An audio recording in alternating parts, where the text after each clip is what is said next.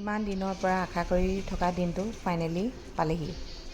Good morning সকলোকে মোৰ mini ব্লগটোলৈ স্বাগতম জনাইছোঁ। গাটো ধুই উঠিয়ে কামত লাগিছোঁ, পায়স বনাবলৈ লৈছোঁ। যিহেতু আমাৰ ৰিয়া আজি স্কুল যাব, প্ৰথম দিন হয়, সেইকাৰণে মোৰ মায়ে কৈ থৈছিলে পায়স অকণমান বনাই তাইক খুৱাই পঠিয়াবি। সেইকাৰণে আই সৰস্বতী মালৈও অকণমান বোলো বনাওঁ, জনাইছোঁ আৰু ছোৱালীজনী যাতে ভাল হয়। আৰু এটা কথা কি জানে, আমি আপাৰ আচামৰ ফালে প্ৰতিটো কাম কৰাৰ আগত চাবচোন এটা গুৱা পাণ দিয়া হয়, কিন্তু এইফালে ইমান নিদিয়ে। মই বস্তুটো পাহৰিয়ে গৈছিলোঁ।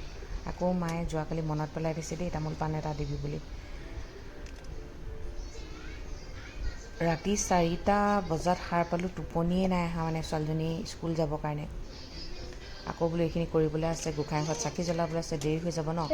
তাৰপিছত এতিয়াৰ পৰা মানে মোৰ ৰুটিনখন সম্পূৰ্ণ চেঞ্জ হ'ব। আৰু এজনী মাক হ'লে কিমান ত্যাগ কৰিব লাগে, নিজৰ ল'ৰা ছোৱালী হোৱাৰ পিছতহে গম পোৱা যায়। কিন্তু দেখি থাকোঁ, সেইবোৰ অনুভৱ কৰিব পৰা নাছিলোঁ, কিন্তু এতিয়া অনুভৱ কৰিব পাৰিছোঁ।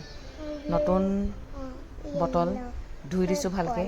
এইফালে মই পায়সখিনি বনাইছোঁ। পায়সখিনি পিছে অকল আৰিয়াৰ কাৰণে আৰু মা সৰস্বতীৰ কাৰণেহে বনাইছোঁ দেই।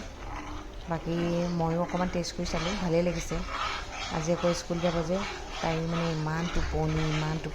যোৱাকালি আমি গুৱাহাটী গৈছিলোঁ যে, সেইকাৰণে তাই ভাগৰো লাগিছে বহুত বেছি, ইমান বেয়া লাগিছে উঠাবলৈ।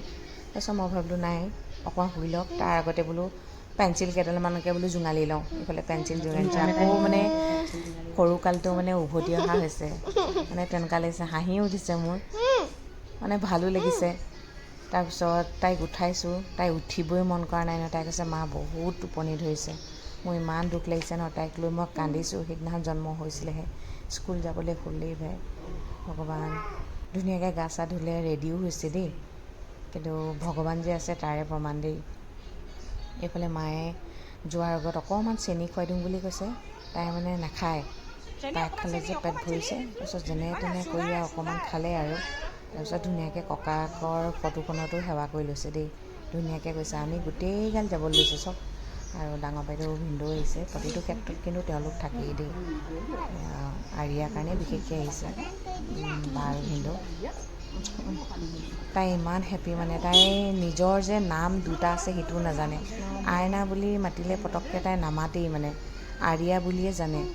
আৰু স্কুল বুলি ক'লে তাই এতিয়া এটা বস্তুৱে জানে, মানে পাৰ্ক খেলিবলৈ পাব।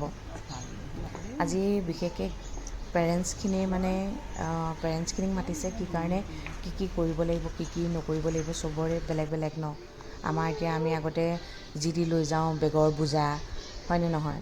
তাৰপিছত খাবলৈ মন গ'লে যি টি লৈ যাওঁ, তেনেকুৱা নহয় এতিয়া। ইয়াত এটা ডিচিপ্লিন, মানে গম পাইছেনে, কেনেকৈ নিব লাগিব, কি নিব লাগিব। মানে ননভেজ একেবাৰে দিব মানা কৰিছে। কিতাপ পত্ৰ তাহাঁতি বেগত লৈ যাব নালাগে, তাতে থৈ দিবলৈ কৈছে। লগো পাইছে দিছেনে, চাইছে দেই। আমাৰ আকৌ আৰিয়া মিলি যায় বাৰু, পটককৈ মিলি নাযায়। মোৰ বৰ মৰম লাগি গৈছেগৈ মানে পোৱালিকেইটা দেখি। কেইটামানেতো একদম দেউতাকক নেদেখি একদম চিঞৰিছে, আৰু এজনী ছোৱালীটো মেগী খাওঁকৈ আছে দেই। আমাৰ আৰিয়া সেইফালে সেইজনী একদম খেলিবলৈ গৈছে। মানে মোৰ মানে ভয়ে লাগিছে, মানে দুখ পায় বুলি ন। মানে এইটোৱে হেপী আৰু, এইয়া পাৰ্ক আৰু। মানে মই তাইক কৈছোঁ ভালকৈ পঢ়িলে পাৰ্কত সদায় খেলিব পাৰিবা। কিন্তু ভয় নকৰে দেই, ভয় একেবাৰে নকৰে। কিন্তু মোৰহে ভয় লাগে, দুখ পায় বুলি। চুঁচৰি গ'লেই নহয়, এইবোৰ মানে ভালকৈ মানে মেমগৰাকীক, আয়াগৰাকীক কৈ থৈ আহিব লাগিব, মানে অকণমান চাবলৈ মেলিবলৈ। ভালেই পাইছে লগ পাই পিনে, বহুত ভাল পাইছে। তাকে জীৱনটো এনেকুৱাকৈ ৰঙীনকৈ যাওক। এতিয়া পঢ়া প্ৰেছাৰ নিদিয়ে বাৰু, খেলি মেলি তাহাঁতক এনজয় কৰাই পঢ়াব। এয়া বিৰাট ভাল পাইছে আৰু।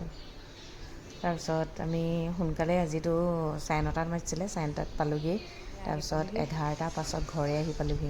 তাৰপিছত বাকী বস্তু কিনিবলৈ আৰু অন্ত শেষেই হোৱা নাই মানে।